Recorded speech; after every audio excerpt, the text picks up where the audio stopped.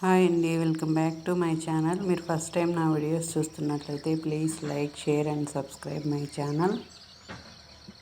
ఈరోజు చింత చిగురుతో పొడి ఎలా తయారు చేయాలో చూద్దాం.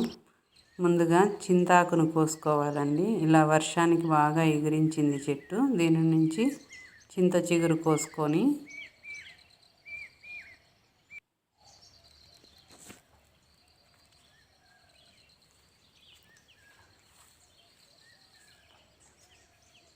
మరీ లేత ఆకులు కాకుండా చింతాకు పొడికి కొద్దిగా ముదిర ఆకును కోసుకోవాలండి. మరి లేత ఆకు చింతాకు పచ్చడికి, పప్పుకు బాగుంటుందండి. పొడికి మరీ లేత తీసుకుంటే మరీ పొడి పొడిగా అయిపోతుంది ఆకులు ఎండబెట్టినప్పుడు. అందుకని కొద్దిగా ముదిరిన ఆకును తీసుకోవాలి. అలా తీసుకొచ్చుకున్న ఆకును ఒక క్లాత్ మీద వేసుకొని దాంట్లో ఏమైనా డస్ట్ ఉంటే తీసేసుకోవాలి. ఎండు పుల్లలు కానీ లేదా మరీ ముదిరిపోయిన ఆకు కానీ ఉంటే వాటన్నిటిని తీసేసేయాలి.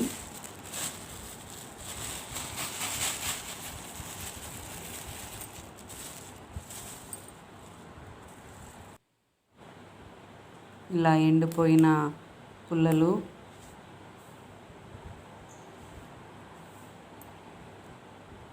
ముదిరిన ఆకులు ఉన్న వాటన్నిటిని తీసేసుకోవాలి.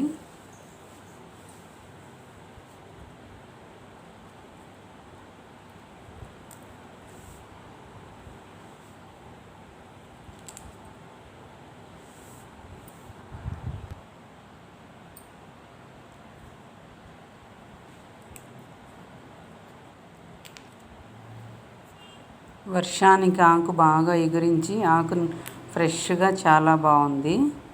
ఇలాంటి ఆకు అయితే చింతాకు పొడికి చాలా బాగుంటుంది.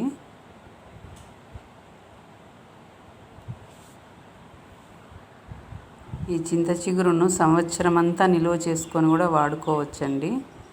ఇలా చింతాకును తీసుకొచ్చుకొని ఇలా పుల్లలంతా ఏరివేసి ఎండలో ఎండబెట్టుకోవాలి.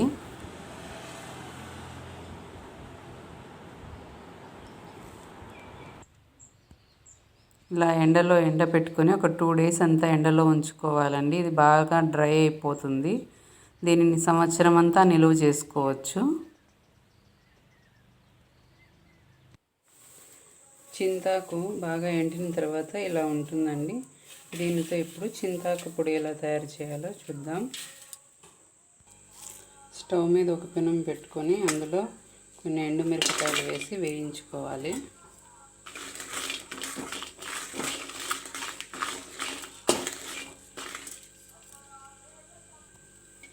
తర్వాత వేయించి పెట్టుకునే ఎండుమిరపకాయలను ఒక మిక్సీ జార్లోకి తీసుకొని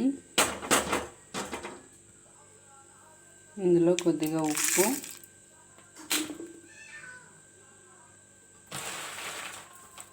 వేయించి పెట్టుకున్న వేరుశనగ గింజలు కొన్ని,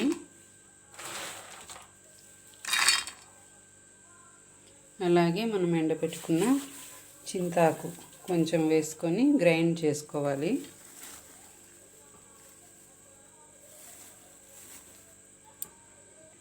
ఇలా మెత్తగా గ్రైండ్ చేసుకున్న తర్వాత దీనిలో 4 వెల్లుల్లిపాయలు వేసుకొని గ్రైండ్ చేసుకోవాలి.